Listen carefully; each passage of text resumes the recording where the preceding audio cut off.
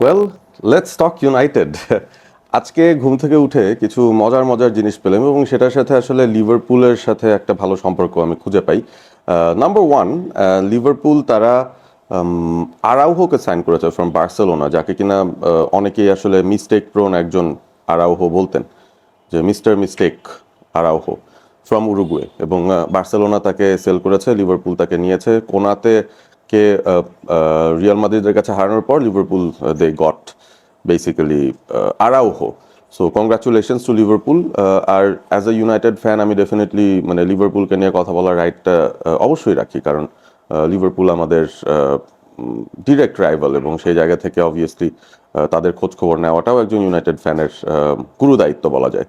তো লিভারপুল নিয়ে কেন কথা বলা শুরু করলাম, বিকজ লিভারপুল তারা সবসময় YONO in in in contention থাকে, ইন ডিসকাশন থাকে।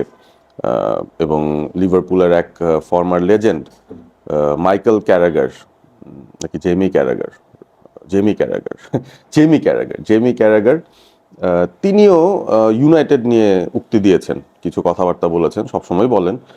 বাট জেমি ক্যারাগারের এবারের কথাটা ছিল এরকম, যেটার কোটটা আমরা দেখছিলাম একটা পডকাস্টে, তিনি সেই কথাটা বলেছেন। হি বেসিক্যালি সেড যে ম্যান ইউনাইটেড নাকি স্মার্ট বিজনেস করছে। ম্যান ইউনাইটেড নাকি স্মার্ট বিজনেস করছে, according to Jamie ক্যারাগার man United is doing smart business. তারা হচ্ছে গিয়ে গতানুগতিক আগের যেই স্টাইল ছিল অফ স্পেন্ডিং লট, কিন্তু অনেক স্পেন্ড করার পরও সাকসেস পায় না, ভুলভাল প্লেয়ারের উপর স্পেন্ডিং করে তারা ধরা খেয়ে যায়। সো ওই জায়গা থেকে তারা বের হয়ে এসে তারা এখন খুব স্মার্ট স্পেন্ডিং করতেছে। তারা চিপ প্লেয়ারদেরকে নিয়ে আসতেছে, যারা রাইট প্লেয়ার্স। এখন ইন্টারেস্টিং বিষয়টা হচ্ছে যে হাউ ক্যান, মানে হইতে পারে যে চিপ অ্যান্ড রাইট একসঙ্গে চলে আসলো দুটা ওয়ার্ড, বাট রাইট কথাটা বলার পর হঠাৎ করে যখন বলা হয় যে চিপ, সেইটা কি একটু উইয়ার্ড হয়ে যায় না? মানে what do you mean by cheap? Cheap মানে তো সস্তা সস্তা। আইদার হচ্ছে গিয়ে আপনি কোনো একটা নেগোসিয়েশনে জিতে সস্তা হয়ে গেছেন, ব্যাপারটা এরকম। আর না হলে হচ্ছে যে বাজারে আরো দামি অনেক কিছু ছিল, সাপোজ আপনার কাছে আইফোন কেনার অপরচুনিটি ছিল, বা স্যামসাং এর নোটের লেটেস্ট মডেলের ফোন কেনার অপরচুনিটি ছিল, বাট আপনি গিয়ে হয়তো কিনছেন কোনো চিপ ব্র্যান্ডের, হ্যাঁ, কোনো চাইনিজ ব্র্যান্ডের কোনো একটা ফোন। সো এইটাই হচ্ছে ডিফারেন্সটা আর কি, between chip and you know what is needed. আপনার হয়তো দরকার আইফোন, বাট আপনি নিচ্ছেন একটা চিপ ফোন। সো ব্যাপারটা এই ধরনেরই ইউনাইটেডের বিজনেসের। সো আমি জানি না যে জেমি ক্যারাগার নিজে আসলে এই কাজটা করেন কিনা। হ্যাঁ, তিনি বাজারে যে চিপ এবং কি যা লাগবে এবং চিপ, সেটা একসঙ্গে তিনি কিভাবে পান প্রত্যেকবার, সেটা আমি জানি না। সো তিনি আসলে বেসিক্যালি ইনিয়স বা আম, যে ওনাররা আছেন গ্লেজার, তাদের ওভারঅল এফোর্টটাকে অ্যাপ্রিসিয়েট করতেছেন, বলতেছেন যে United are not going for the expensive flashy buys, যেগুলা আসলে দিন শেষে কাজে দেয় না। তখন জিনিসটা হচ্ছে যে আপনার কাজে কি দিবে সেটা হচ্ছে ফার্স্ট প্রায়োরিটি বা ফার্স্ট ক্রাইটেরিয়া। সেই জায়গার মধ্যে আমরা যদি চিন্তা করে দেখি যে আমাদের ইনিশিয়াল ক্রাইটেরিয়ায় কি ছিল, যেটা বেসিক্যালি মোটামুটি ওপেন সিক্রেটের মতো ছিল, যে আমরা এলিয়ট অ্যান্ডারসনকে বিট করব, বা we want to get Elliot Anderson. যদিও আমরা জানি যে তার খরচ অনেক বেশি হবে বা he will be very expensive, কিন্তু আমাদের প্রায়োরিটি লিস্টের উপরের দিকে এলিয়ট অ্যান্ডারসন ওয়াজ দেয়ার, যে বেসিক্যালি আমাদের টিমটাকে স্যুট করে। সান্দ্রো টোনালি ওয়াজ দেয়ার, যে আমাদের টিমটাকে স্যুট করে। ব্রুনো গিমারেজ ওয়াজ আনাদার অপশন, যেটা আমাদের টিমটাকে স্যুট করে। বেশ কিছু এই ধরনের মিডফিল্ডারদের সাথে আমরা লিঙ্ক, চুয়ামেনিকে নিয়ে কথা হচ্ছিল, যদি সে আসে আমাদেরকে ফিট করে। অ্যান্ড দেন আমরা শেষ পর্যন্ত কি পাইলাম, আমরা আন্দ্রে সান্তোসকে নিলাম, which is a good decent signing obviously. But Andre Santos হচ্ছে প্রবাবলি আমাদের চয়েসের ফিফথ বা ফিফথ সিক্সথ অপশনের মধ্যে হয়তো ছিল, the sixth name in the list. So we actually went from যে স্যামসাং নেওয়া, আইফোন নেওয়া, দেন ওখান থেকে নামতে নামতে নামতে নামতে আমরা একটা চিপ ব্র্যান্ড চুজ করলাম আর কি। প্রবাবলি সার্ভিস বেটার দিতে পারে, আমি জানি না, আইফোনটা হয়তো এক সপ্তাহ পর নষ্ট হয়ে যেতে পারে। But we got the cheaper option, এটাতে কোনো সন্দেহই নাই।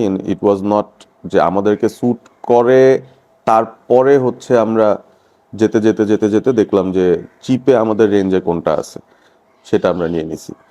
ইন্টারেস্টিং ব্যাপারটা হচ্ছে মাতিয়াস ফার্নান্ডেজ, তার জন্য আমরা অ্যাকচুয়ালি বিড করছিলাম অ্যান্ড উই ওয়েন্ট হাই, আমরা 80 মিলিয়ন পর্যন্ত মনে হয় গিয়েছিলাম, বা we had a plan to spend 80 million.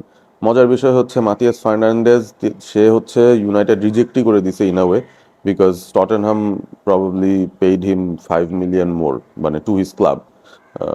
So সেখান থেকে মাতিয়াস ফার্নান্ডেজ জাস্ট 5 মিলিয়ন বেশি তে টটেনহামে চলে গেছে, মানে Tottenham out paid us for Matias Fernandez, আমরা 80-র উপর যাই নাই। বাট জিনিসটা হচ্ছে যে মাটিয়াস ফার্নান্ডেজ যদি একটু গো ধরতো, বলতো যে আমি ইউনাইটেডেই খেলতে চাই, তাহলে ব্যাপারটা একটু ডিফারেন্ট হতো। বাট ইউনাইটেডের আমি জানি না, মানে they even don't have that pulling power nowadays, যে মাটিয়াস ফার্নান্ডেজের মতো প্লেয়ার সে হচ্ছে he'll choose Tottenham over Man United just 5 মিলিয়নের এদিক সেদিক ট্রান্সফার ফির জন্য। আই ডোন্ট নো এইটাই বা কেন হচ্ছে আর কি। বাট জেমি ক্যারাগার বলতে চায় যে আমরা we are actually looking for the cheap. So ওই 5 মিলিয়ন বেশি আমরা হয়তো বিডি করতে পারতাম, মানে টু ম্যাচ টটেনহামস অফার।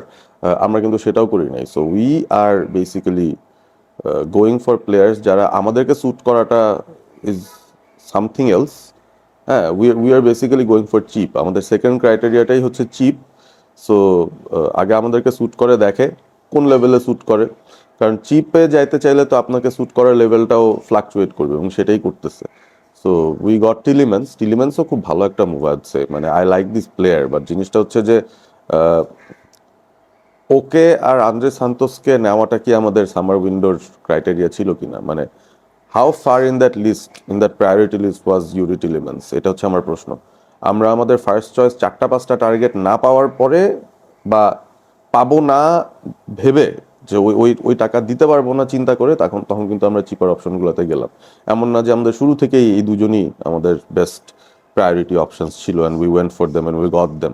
ব্যাপারটা হচ্ছে এরকম। সো জেমি ক্যারাগার, আমি জানি আপনার এই ফিলিংটা কি, কারণ লিভারপুল আই উড সে তারা ক্লপ এরা শুরু হওয়ার পরপরও, আমি বলবো 1-2 সিজন পরপরও আমরা কিন্তু অ্যাজ ইউনাইটেড ফ্যান্স এরকমই করতাম। মানে ক্লপ আসার আগে অন্য যখন ম্যানেজাররা ছিল, তারাও যখন বিভিন্ন ধরনের মানে প্লেয়ার কিনতো বা নিত, আমরাও তখন এইভাবে করতাম আর কি, বা বলতাম যে হ্যাঁ লিভারপুল শুড ডু ওয়েল, ওদের ভালো করা উচিত, কারণ আমরা জানতাম যে ওরা আমাদের লেভেলেই নাই। ওই সময়টা আমাদের মনে হতো যে ওরা আমাদের লেভেলেই নাই, ওরা যা করতেছে ভালো করুক, let them go for the cheap, let it run, মানে যা করতেছে সেটা চলতে থাকুক, because that was working for us. We saw that Liverpool was going nowhere. আর জেমি ক্যারাগারও আমার মনে হয় মানে ইনডিরেক্টলি এই কাজটাই করতেছে আর কি, মানে হি ইজ সো হ্যাপি যে গ্লেজার্সের আছে, he is so happy that Ineos আছে, and they are doing things for cheap, they're doing things for cheap, and that is helping teams like Liverpool, Chelsea, any other ambitious club যারা আসলে টাইটেলের জন্য বা ট্রফির জন্য যাইতে চায়। So I understand Jamie Carragher আসলে কেন এই ব্যাপারটা করছে, বাট দিন শেষে if we get swayed by that and think যে না না Jamie Carragher, you are right, Man United is actually doing smart business, bro please wake up, wake up, wake up. They are only going for cheap. Our আর motto is to go for cheap. আমরা আমরা কোনো ট্রফির জন্য যাচ্ছি না। It will be a miracle আমরা যদি কোনো ট্রফি জিতি এই ধরনের পলিসি মেনটেন করে আর কি এই মার্কেটে। যাই হোক, আপনাদের মতামত জানাই দিন কমেন্ট করে। If you think Jamie Carragher was right or wrong, জানাই দিতে পারেন কমেন্ট করে। Stay well, bye bye, see you.